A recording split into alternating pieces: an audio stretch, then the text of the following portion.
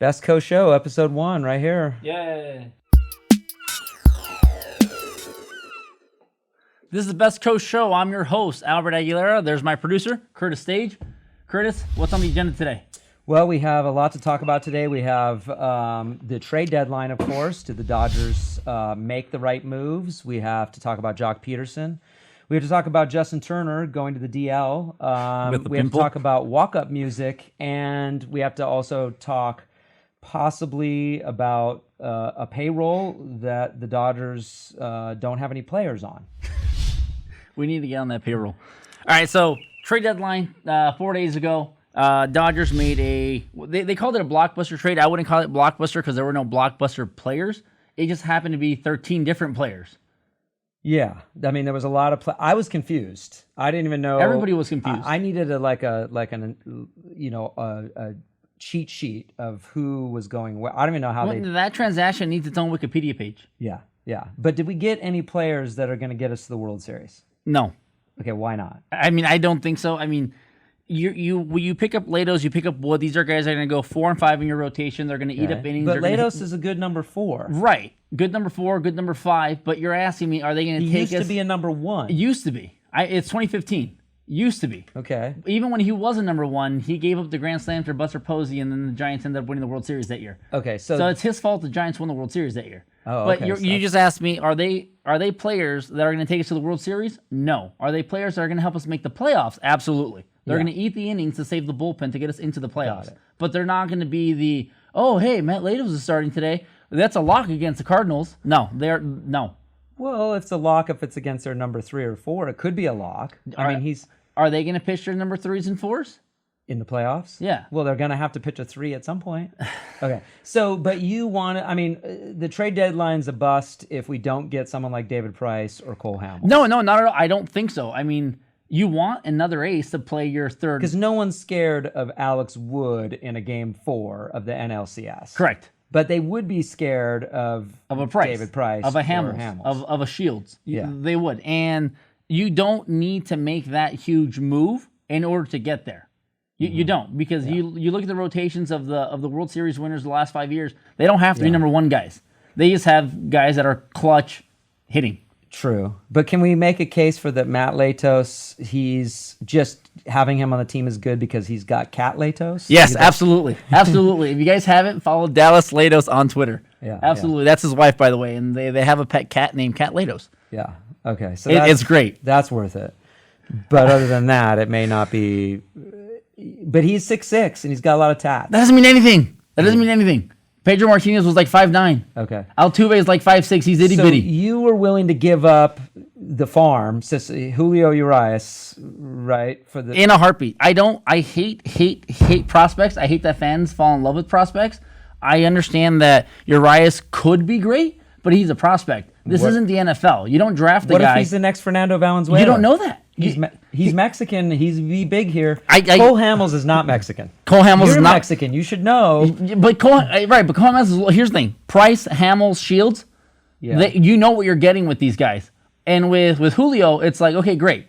We signed him at 16. He's in our minor league system. You don't know what's going to happen 5 years from now. 5 years from now, 3 months from now, Greinke may not be on the team. Yeah.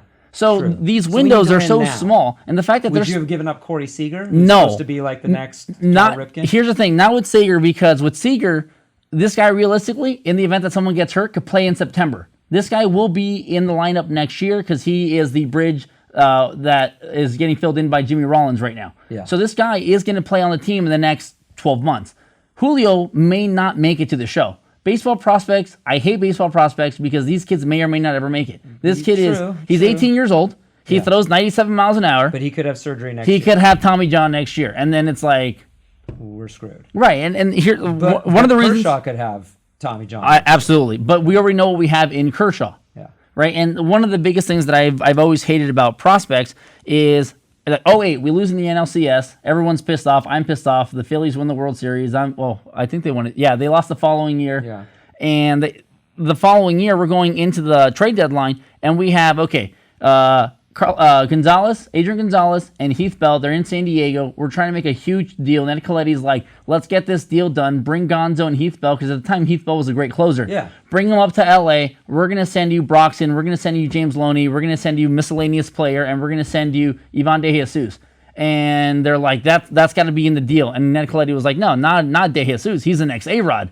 And where is he now? I don't even know. Exactly. He breaks his leg in the offseason the following year, and then we end up trading him to Boston in that deal that ended up giving us Gonzalez anyways. But it's like, we could have had Gonzo and Heath Bell that year, and what happened that year?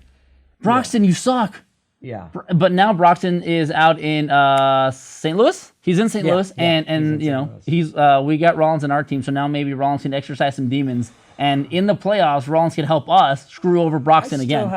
I still think Rollins can turn it around. So what about the Dodgers payroll? We've got. I mean, there's no issue. There's no problem. They're spending $82 million on people who don't play on the team. We don't play on the team. We need to figure. Play on the team. We need to figure out a way to get on that like non-existent player payroll. I'll be a banana guy. I'll be like a dude. I'm gonna tweet them right now to put me and you on their payroll. Even if it's $1 million? I'll play for the minimum. I don't care. What would we do? What would we do out there? We could supply Kiké with bananas. Okay, that'd be good. I'll hold Kershaw's towel anytime he comes in and out. You know the towel he wraps? Has a lot of towel situation going on. He does. He wraps himself in towels. He puts towels over his head. He puts towels over his shoulder. I'll be Granky's comb holder, where he just brushes his hair in the. You would hold his. I'll hold the comb. I don't know. I don't know if he does that. I've not seen him do that, but I'm actually he's got to comb his hair. It's so I'm awesome. going to tweet them right now. He's got to comb his hair. To please put us on their payroll. So there's 6 MLB teams that have under $82 million at 82 or less. Their entire roster. Teams. Are any of those playoff teams? Actually, you know what? I don't know. I don't believe they are a playoff Cleveland team. For sure is under 82 million. I'll tell you right now. So Cleveland, no. Oakland, no. Diamondbacks, absolutely not. Houston is. Houston's got a payroll. Houston could go to the World Series. They've got a payroll of $74 million. Yeah. That's 25 people. The Dodgers are paying like 12 people a combined $82 million not to play on the team. They're like, hey, you, go away. We'll pay you to leave. That's what the Dodgers are doing. You got Tampa, and then you got Miami. At the bottom of the barrel, Miami's spending $59 million this year. Well, okay. It's because Stanton's contract hasn't kicked in yet, though. And then he'll be $82 million.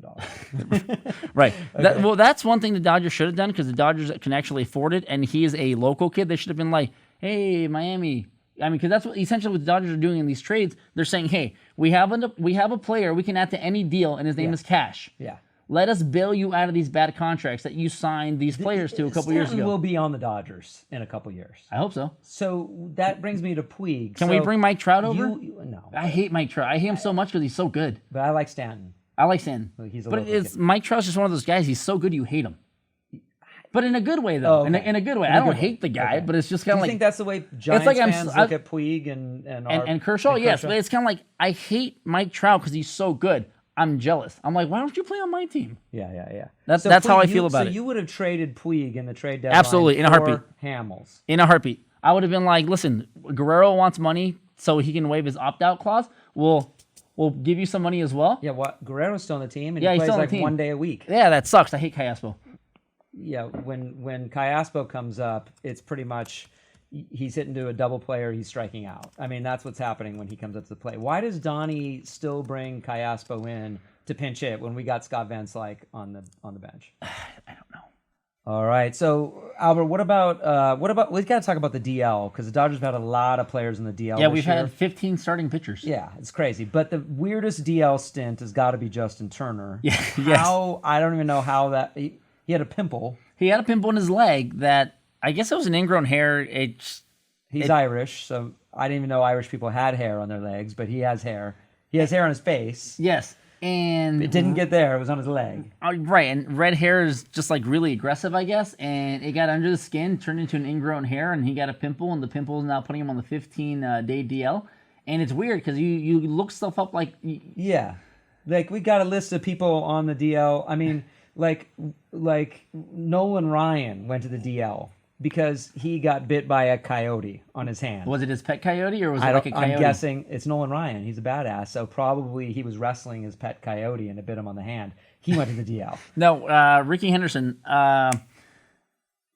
Minnesota. He got frostbite on his foot. Fell asleep icing his leg, and he got frostbite on his foot. Fell asleep. Yeah. While icing. Yeah, and this one's dumb, but it's not that dumb because I know a lot of guys that have done this. But John Smoltz, he once burned himself while ironing a shirt good. he was wearing. So he's wearing the shirt. He's wearing the shirt. Ironing, yeah, and I know a handful of people that have been stupid enough to do that, and the iron goes too high, and they hit themselves in the chin, and you're like, what were you thinking? So Turner, so the pimple doesn't look so bad. I've not seen it. So I went online trying to find it, right? So you haven't, and I haven't seen it. We need to effort a picture of the pimple. Yes, we have to try to find one because I went online. If not, you can put up a picture of somebody else's pimple that got infected. Which unfortunately, you look for stuff like that on the internet and you find yourself 2 o'clock in the morning watching spider bite and cyst videos on YouTube, and you're like, oh, what am I doing with my life? So that's not good. No, that's not good. So what about this too? So you want to trade Puig when we were talking about I would have traded Puig, yeah. Yeah. In that situation, especially for in the Hamels deal where you're getting the guy for 3 years as opposed to 3 months. Puig is like a star, though.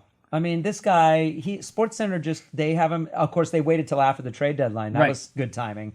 So he has the walk-up music for the SportsCenter commercial. But why isn't Greinke on the SportsCenter? He's had a better year. He's had a way better year. And he has better walk-up music. Yes. I mean, we got, what is it? What's his walk-up It's music? Careless Whisper. Careless Whisper. Wham, right? Yes. I mean, nobody's got better walk-up music than What that. the Dodgers need to do, because Dodgers so good with promotions, they need to bring Sexy Sax Man into Dodger Stadium. Sexy Sax Man? Sexy Sax Man. He's the guy that plays the saxophone with his shirt off. The idea is he has to come in on a day that Greinke's going to pitch at home. He's got to do the national anthem with the sax, and in between innings, he's got to go around playing Careless Whisper in between the aisles, like he does in his videos. This guy's great.